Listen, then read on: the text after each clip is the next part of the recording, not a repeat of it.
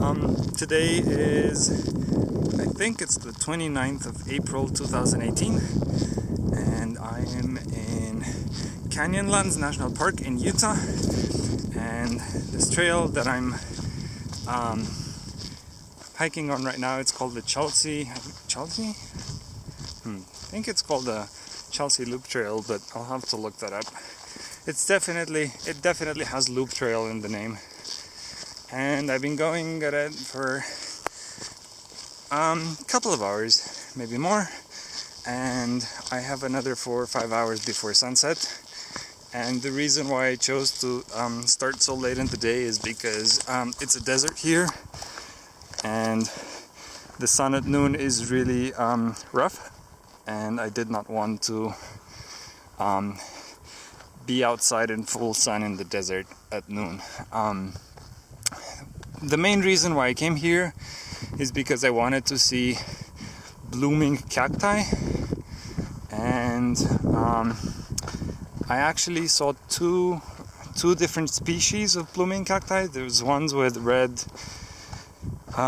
intensely red flowers, and then there's another species with pink flowers. And also there's this species, which I think are called that's the plant where that cactus pear comes from, so the fruit. But it's really pleasant out here, and I haven't seen that many people on the trail. I've seen maybe 6 people so far, although where I left the car at the trailhead at the parking, well, it's not really a parking, it's just a place where people leave the car. There are a few more cars, so there's probably some more people out there somewhere. Probably camping, just to get the marker off. And yesterday I went to Arches National Park, and that is where that arch picture that features on the Utah auto license plates comes from. Oh look, 2 people. Yeah, so I told you there's a few more people on this trail. The trail is actually 18 kilometers long, so, and I may be like a third of the way, so the other people have to be somewhere. Yep. Hello. And I'm trying to go a bit fast because I do have my headlamp with me just in case night catches me out here, but I would very much prefer to be back to the car by day. Also have the phone with like a GPS. The GPS coordinates of the trail downloaded just in case it gets dark, I can find my way back. Because I'm not so sure with a night lantern that I can find the rock piles that mark the way. And I mean, by day it looks super obvious where the trail is, but by night you wouldn't know, I think, because it all looks very similar.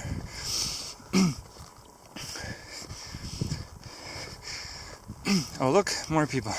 I think I'm a bit too early in the year for the full bloom of cacti. I think the majority will bloom in May, but I did not I did not specifically come to America to go hiking, so I had to join my holiday with business trip. Hello. So yeah. So this whole area, the reason why it looks like this is because it used to be a sandstone plateau, and what happens with sandstone is that it's basically made of compacted sand. It's a rock, but it's made of compacted sand. So under the influence of the elements, and in particular water and ice in winter, the cement that glues the grains of sands together is dissolved, and the flowing water and the wind carve into this stone, and they create these particularly the water creates these deep trenches that are called slot canyons, and the wind will just blow sand with intense speed, and it will carve into the stone. So it creates those jagged tower-like structures in the distance. So those are formed from a solid mass of rock under the influence of water and wind. Yep. And I saw some Yuca plants that they had blooms, but they did not open yet. So I guess that'll be later in the year as well. And I also saw these beautiful plants called desert primrose. I took some pictures, I'll put them into at the end of the video. I'm actually quite interested in purchasing some seeds and sowing them in a container to see if I can get this, because they're very fragrant and they look very beautiful, and they're also extremely drought tolerant, obviously, because they're desert plants. So probably if you can get the soil right, they will just grow in a container. I don't know, I'll see. Let's see if they sow the seeds in Moab. Okay. To save battery and memory.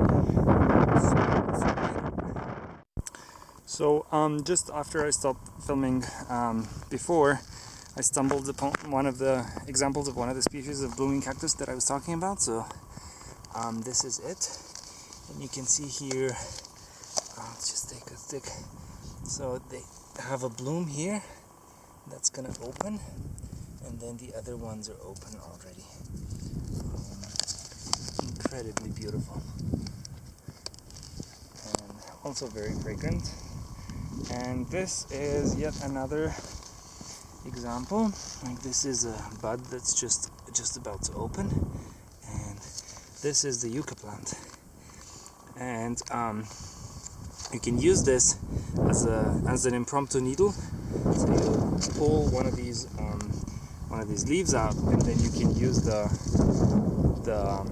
spike as a needle.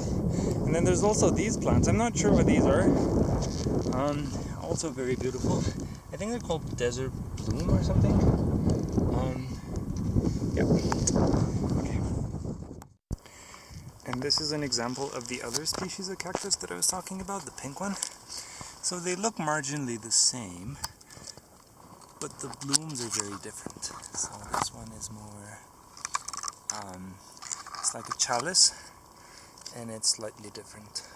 And there's actually 3 buds there if you look very closely. See, there's an open flower, and there's 2 buds next to it.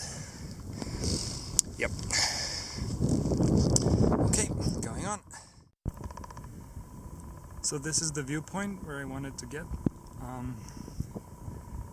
Out there, there's like hundreds of kilometers of desert, and back behind me, between those 2 giant rock pillars, is where I came from, about 6 kilometers. And this here is a